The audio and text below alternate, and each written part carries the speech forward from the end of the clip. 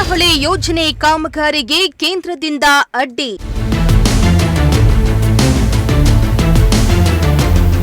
ಕೇಂದ್ರದ ವಿರುದ್ಧ ತಿಪಟೂರಿನಲ್ಲಿ ಮುರಳೀಧರ್ ಹಾಲಪ್ಪ ಕಿಡಿ.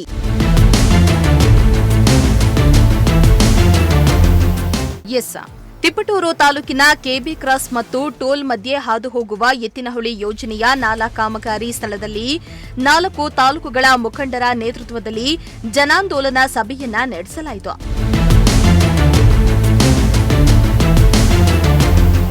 ಇನ್ನು ಕೆಪಿಸಿಸಿ ಉಪಾಧ್ಯಕ್ಷ ಮುರಳೀಧರ್ ಹಾಲಪ್ಪ ಮಾತನಾಡಿ, ಕೇಂದ್ರ ಸರ್ಕಾರವು ಕಾರ್ಪೊರೇಟ್ ಸಂಸ್ಥೆಗಳಿಗೆ ಸಾವಿರಾರು ಎಕರೆ ಭೂಮಿ ನೀಡುತ್ತಾ ಇದೆ. ಆದರೆ ಸಣ್ಣ ಪುಟ್ಟ ತಾಂತ್ರಿಕ ದೋಷಗಳನ್ನ ಮುಂದಿಟ್ಟು ಎತ್ತಿನಹೊಳೆ ನೀರಾವರಿ ಯೋಜನೆ ಕಾಮಗಾರಿಗೆ ಅಡ್ಡಿಪಡಿಸ್ತಾ ಇದೆ. 2014ರಲ್ಲಿ ಈ ಯೋಜನೆಗೆ ಶಂಕುಸ್ಥಾಪನೆ ನೆರವೇರಿಸಿದ್ದು ಅಂತರ್ಜಲ ಅಭಿವೃದ್ಧಿಯಾಗಲಿ ಎಂಬ ಸದುದ್ದೇಶದಿಂದ ಈ ಯೋಜನೆ ಕೈಗೆತ್ತಿಕೊಳ್ಳಲಾಗಿದೆ. ಆದರೆ ಕೇಂದ್ರ ಸರ್ಕಾರ ಅರಣ್ಯ ಪ್ರದೇಶ ಬೆಳೆಸಿದ್ದೀರಾ ಅಂತ ಕುಂಟು ನೆಪ ಹೇಳಿ ನಿಲ್ಲಿಸಿದ್ದಾರೆ ಎಂದು ಕೇಂದ್ರ ಸರ್ಕಾರದ ವಿರುದ್ಧ ಆಕ್ರೋಶ ವ್ಯಕ್ತಪಡಿಸಿದರು. 152 ಕಿಲೋಮೀಟರ್ ತಯಾರು ಮಾಡಿ 10 ವರ್ಷಗಳಿಂದ ಯೋಜನೆಯನ್ನು ಕಾರ್ಯಗತ ಮಾಡಿದರೆ 76 ಲಕ್ಷ ಜನ ಹಾಗೂ ಜಾನುವಾರುಗಳಿಗೆ ಅನುಕೂಲ ಆಗುತ್ತೆ.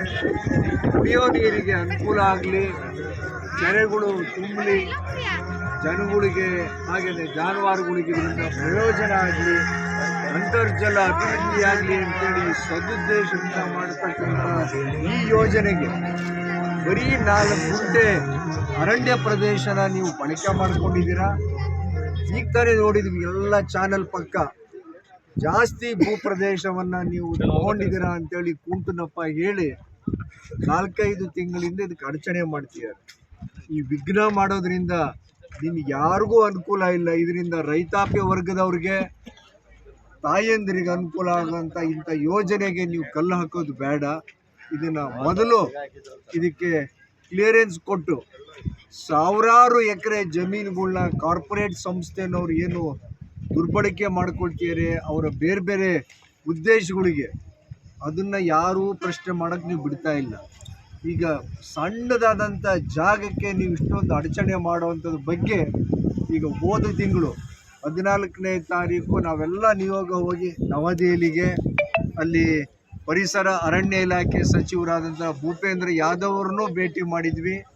ನೀರಾವರಿ ಸಚಿವರಾದ CR ಪಾಟೀಲ್ ಅವ್ರನ್ನೂ ಭೇಟಿ ಮಾಡಿ ಮನವಿ ಕೊಟ್ಟ ಮೇಲೆ 3-4 ಬಾರಿ ಅಲ್ಲಿಂದ ಉಪಸಮಿತಿನವರು ನಮ್ಮ ಕರ್ನಾಟಕಕ್ಕೆ ಬಂದು ಪರಿಶೀಲನೆ ಹೇಗೆ ಮಾಡಿದರು ಅಂದರೆ ಒಂದೇ ದಿವಸದಲ್ಲಿ 8 ಜಿಲ್ಲೆನೂ ಪ್ರವಾಸ ಮಾಡಿದ್ರೆ ಅದು ಯಾಕೆ ಸಾಧ್ಯನೋ ಗೊತ್ತಿಲ್ಲ. ಇನ್ನು ನೀರಿಲ್ಲದೆ ರೈತರಿಗೆ ಕೃಷಿ ಸಾಧ್ಯವಿಲ್ಲ. ಎತ್ತಿನಹೊಳೆ ನೀರು ಹರಿದರೆ ಕೆರೆಗಳು ತುಂಬಿ ಅಂತರ್ಜಲ ವೃದ್ಧಿಯಾಗುತ್ತೆ.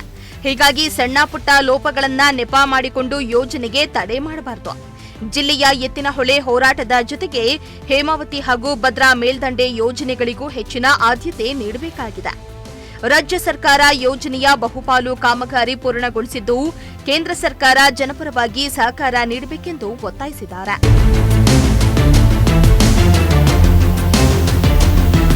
ಇನ್ನು ಈ ವೇಳೆ ತಾಲೂಕು ಅಧ್ಯಕ್ಷರಾದ ಪಿಟಿ ಚಿಕ್ಕಣ್ಣ, ಕಾಂತರಾಜು, ವೆಂಕಟೇಶ, ಶಂಕರಪ್ಪ, ತೆಂಗು ಬೆಳೆಗಾರರ ಸಂಘದ ಅಧ್ಯಕ್ಷ ಜಯರಾಮ, ಸಾವಯವ ಕೃಷಿಕ ಷಡಾಕ್ಷರಿ, ಸೇವಾದಳದ ಕೆಜಿ ಕೃಷ್ಣೇಗೌಡ ಸೇರಿದಂತೆ 4 ತಾಲೂಕುಗಳ ನೀರಾವರಿ ಹೋರಾಟದ ಮುಖಂಡರು ಸೇರಿ ಇನ್ನಿತರರು ಹಾಜರಿದ್ದರು. ಕಿರಣ್, ಪ್ರಜಾಶಕ್ತಿ ಟಿವಿ, ತಿಪಟೂರು.